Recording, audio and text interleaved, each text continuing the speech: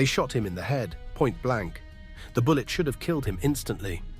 Instead, it grazed his skull, and Frank Costello walked out of that lobby, refused to snitch, and made a decision that saved his life.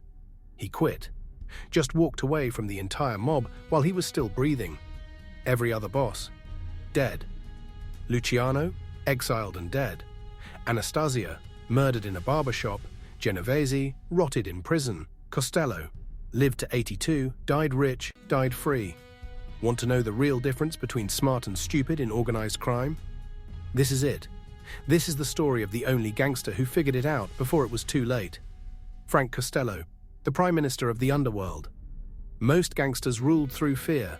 They shot their way to the top, left bodies in the streets, and died violently before they turned 50. Frank Costello was different. He didn't carry a gun. He rarely raised his voice. He wore expensive suits, spoke softly, and preferred negotiation to bloodshed. Yet for decades, he was one of the most powerful mobsters in America. Perhaps the most powerful. They called him the Prime Minister of the underworld, and the nickname fit perfectly. While other bosses were getting arrested or assassinated, Costello was having dinner with judges, walking into police headquarters without fear, and controlling New York City from the shadows. He proved that in organized crime, brains could beat brutality. But even the smartest gangster can't escape forever. This is the story of Frank Costello, the mob's gentleman diplomat who survived longer than anyone thought possible. And the bullet that finally convinced him it was time to retire. The Calabrian with ambition. Francesco Castiglia was born on January 26, 1891, in Laropoli, a small mountain village in Calabria, southern Italy. Like millions of other southern Italians at the turn of the century, his family lived in grinding poverty with no prospects for improvement. His father, Luigi, worked whatever jobs he could find, but there was never enough money and never enough food. In 1895, when Francesco was just 4 years old, the family made the decision that would change everything. They would leave Italy and go to America. Luigi went first, working and saving money in New York. In 1896, he sent for the rest of the family. Francesco, his mother Maria, and his siblings boarded a ship and endured the miserable journey across the Atlantic in steerage, crammed together with hundreds of other desperate immigrants. They arrived at Ellis Island and settled in East Harlem, one of the most densely packed immigrant neighborhoods in New York City. The family changed their name to the more American-sounding Costello. Young Francesco became Frank. It was a new country, a new language, and a new identity. Frank attended public school, but like most immigrant children, he also worked to help support the family. He sold newspapers, ran errands, and quickly learned that the streets offered opportunities that school never would. He was smart, observant, and he understood something crucial. Success in America wasn't just about hard work. It was about connections, leverage, and knowing how to make yourself useful to the right people. By his early teens, Costello was running with street gangs in East Harlem. But he wasn't interested in petty theft or pointless violence. He gravitated toward gambling operations, protection rackets, and other crimes that generated steady income. He was a natural organizer and negotiator, someone who could settle disputes and arrange deals. In 1908, at 17, he was arrested for assault and robbery. He served 10 months. It was his first and only significant jail time, and he learned a valuable lesson from it. Going to prison was bad for business. From that point forward, Costello structured his operations to minimize his personal legal exposure. He would spend the rest of his life staying just beyond the law's reach. During the 1910s, Costello built his reputation in the underworld. He worked various rackets, made connections with other ambitious young criminals, and most importantly, he met Charles "Lucky" Luciano. The two became close friends and partners, a relationship that would shape both of their careers and the future of organized crime in America. Prohibition, the opportunity of a lifetime when the 18th Amendment was ratified and prohibition became law on January 17, 1920, Frank Costello saw it for exactly what it was, the greatest criminal opportunity in American history. Alcohol wasn't going to disappear just because it was illegal. Demand would remain constant, supply would become scarce, and whoever controlled that supply would become extraordinarily wealthy. Costello didn't waste time. He partnered with several key figures who would become legends in their own right. Lucky Luciano, Meyer Lansky, and Benjamin Bugsy Siegel. Together they began building a bootlegging empire that would span the entire East Coast. But Costello's genius wasn't in the logistics of smuggling or the violence of enforcement. It was in political corruption. He understood that the real obstacle to running a successful illegal business wasn't rival gangs. It was law enforcement, and law enforcement could be bought. Costello became the mob's chief political fixer. He cultivated relationships with police officers, judges, district attorneys, and politicians at every level of government. He made campaign contributions, arranged votes through Tammany Hall connections, and offered favors that couldn't be refused. He never threatened. He didn't need to. The message was always the same. Work with us and everyone benefits. Work against us and you'll find your career stalling, while your rivals mysteriously succeed. His most important political connection was with Tammany Hall, the Democratic political machine that controlled New York City politics. Costello funneled money to Tammany candidates and in return received protection, advance warning of raids, and favorable treatment from the courts. It was corruption on a massive scale, operating in plain sight. The money from bootlegging poured in. By the mid-1920s, Costello and his associates were making millions. He invested in legitimate businesses, real estate, nightclubs, and later casinos, always laundering his illegal profits into legal enterprises. He lived well, but not ostentatiously. Unlike flashier gangsters who attracted attention with their wealth, Costello understood the value of appearing respectable. During this period, he also formed crucial partnerships with other ethnic crime organizations. While many Italian mobsters of the era refused to work with Jews or Irish criminals, Costello had no such prejudice. He worked with Meyer Lansky's Jewish mob, with Irish gangs, and with anyone else who could help him make money. This openness to cooperation set him apart and made him far more powerful than bosses who limited themselves to their own ethnic groups. The Castellammarese War and the modern Mafia. By 1930, New York's Italian underworld was fracturing. The Castellammarese War erupted between Joe the Boss Masseria and Salvatore Maranzano, two old-world Sicilian bosses fighting for dominance. Costello, along with Luciano, was officially aligned with Masseria, but behind the scenes they were plotting something far more ambitious. Luciano, Costello, Meyer Lansky, Bugsy Siegel, and others believed the old Mustache Petes were holding organized crime back with their outdated traditions and refusal to cooperate. They wanted to modernize, to turn crime into a true business enterprise. On April 15, 1931, Luciano set up his own boss. At a Coney Island restaurant, Joe Masseria was shot to death while Luciano was conveniently in the bathroom. With Masseria gone, Maranzano declared himself boss of all bosses. But that title didn't last long. On September 10, 1931, Maranzano was murdered in his office by men posing as federal agents. With both old bosses dead, Luciano and his allies restructured the American Mafia. They created the Commission, a governing body of the most powerful families that would settle disputes, authorize major decisions, and prevent destructive wars. Costello became the underboss of what would become the Luciano Genovese crime family, and he was instrumental in establishing the new system. His diplomatic skills, political connections, and business acumen made him invaluable. While other mobsters were soldiers and enforcers, Costello was the strategist and the fixer, the gentleman gangster. Throughout the 1930s and 1940s, Costello's power grew steadily.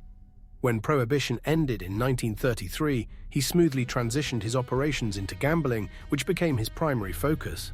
He controlled illegal slot machines across New York, operated high-stakes gambling clubs, and eventually became a major player in legal casino gambling. In 1936, Lucky Luciano was convicted on prostitution charges many historians believe were exaggerated or fabricated, and sent to prison. With Luciano gone, Costello effectively became the acting boss of the family, though he preferred to keep a low profile and let others hold official titles. During World War II, Costello helped arrange Luciano's assistance to U.S. naval intelligence in Operation Underworld, where the mob provided security and intelligence along the New York waterfront to prevent sabotage. It was classic Costello, using connections and influence to benefit both sides while strengthening his own position. By the late 1940s, Costello was at the height of his power. He controlled vast gambling operations, had deep connections in Tammany Hall and New York politics, and was one of the most influential members of the commission. He lived in a luxury apartment on Central Park West, wore tailored suits, and was known for his polite demeanor and soft-spoken manner. Unlike violent bosses like Albert Anastasia, Costello rarely ordered murders. He believed violence was inefficient and drew unnecessary attention. His weapon was influence, not bullets. If he had a problem with someone, he used political pressure, economic leverage, or negotiation to solve it. This approach earned him the nickname the Prime Minister of the Underworld. Like a diplomat, he mediated disputes between families, arranged cooperation on major ventures, and maintained the delicate balance of power that kept New York's mob families from tearing each other apart. But his prominence also made him a target, both for law enforcement and for rivals within his own organization. The Kefauver hearings. In 1950, Senator Estes Kefauver of Tennessee launched a special committee to investigate organized crime in America. The Kefauver Committee held hearings across the country, and in March 1951, they came to New York. Their primary target, Frank Costello. The hearings were televised, which was revolutionary for the time. Millions of Americans tuned in to watch mobsters testify under oath. Costello's lawyer negotiated that his face wouldn't be shown on camera to protect his privacy. Instead, the cameras focused on his hands. It became iconic. As Costello testified, evaded questions, and invoked his Fifth Amendment rights, viewers watched his hands, fidgeting, nervous, sometimes clenching in frustration. Those hands became a symbol of organized crime in America. The Prime Minister of the Underworld was finally being exposed to the public. Costello's testimony was evasive and uncooperative. He refused to answer most questions, citing his Fifth Amendment right against self-incrimination. At one point, he walked out of the hearing, claiming he had a sore throat and couldn't continue. He was cited for contempt of Congress. The hearings didn't result in major criminal charges, but they devastated Costello's carefully constructed image. He had spent decades operating in the shadows, maintaining respectability and avoiding public attention. Now he was famous, and not in a good way. Every American knew his name, his face, eventually, and his role in organized crime. The exposure created problems. Politicians who had been friendly suddenly distanced themselves. Police who had looked the other way faced pressure to act. Other mobsters began to see him as a liability. The hearings didn't send Costello to prison, but they marked the beginning of his decline. The assassination attempt. By the mid-1950s, Costello faced a new threat: Vito Genovese.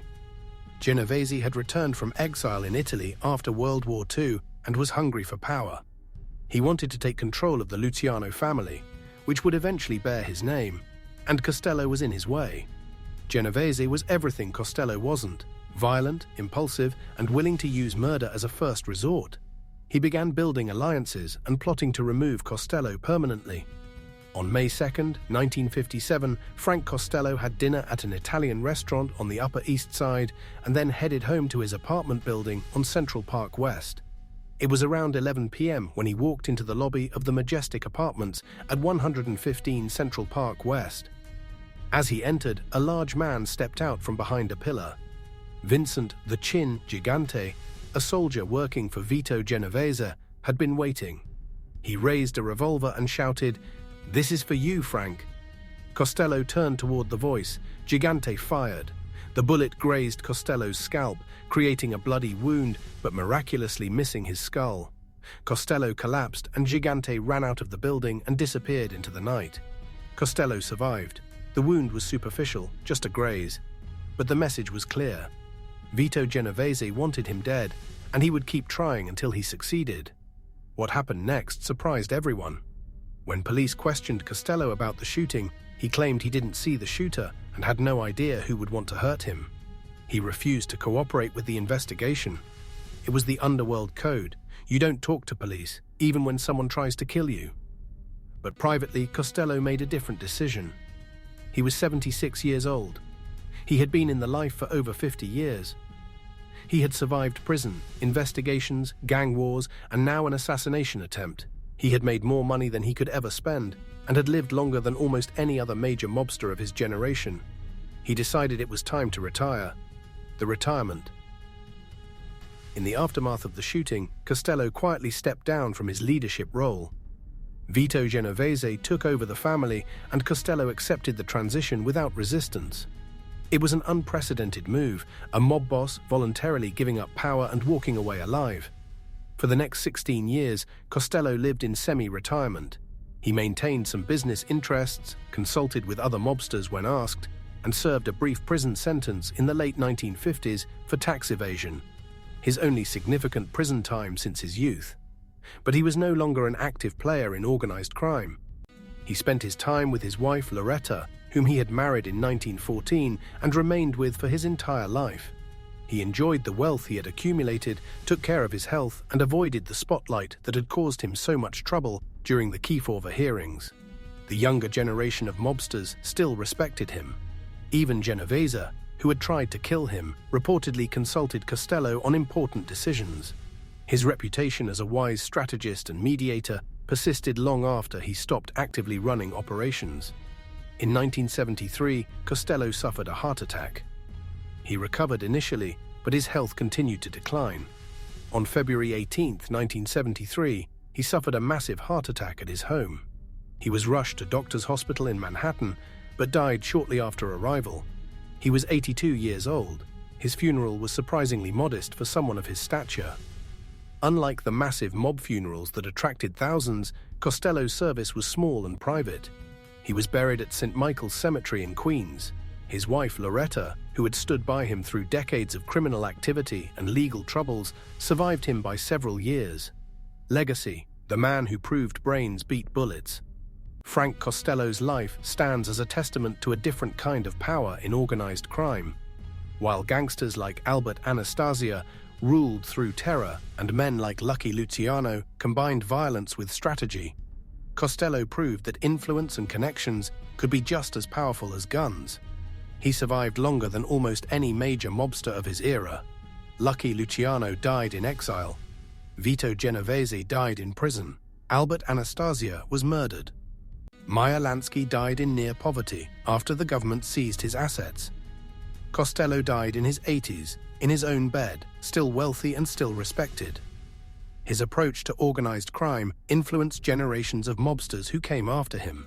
He showed that political corruption was more valuable than street muscle, that cultivating relationships with legitimate power structures could provide better protection than an army of soldiers, and that sometimes the smartest move was to walk away while you still could. The Prime Minister of the underworld never wanted to be the most famous gangster. He wanted to be the most powerful. And for decades, he was. He built an empire, not on bodies, but on handshakes, not on fear, but on favors. He turned organized crime into a business and himself into one of the most successful criminals in American history. When Vincent Gigante's bullet grazed his skull that night in 1957, it should have been the end of Frank Costello. Instead, it became the beginning of the smartest decision he ever made, walking away while he still could. Most mobsters don't get to choose how their story ends. Frank Costello did, and that might be the most powerful thing about him.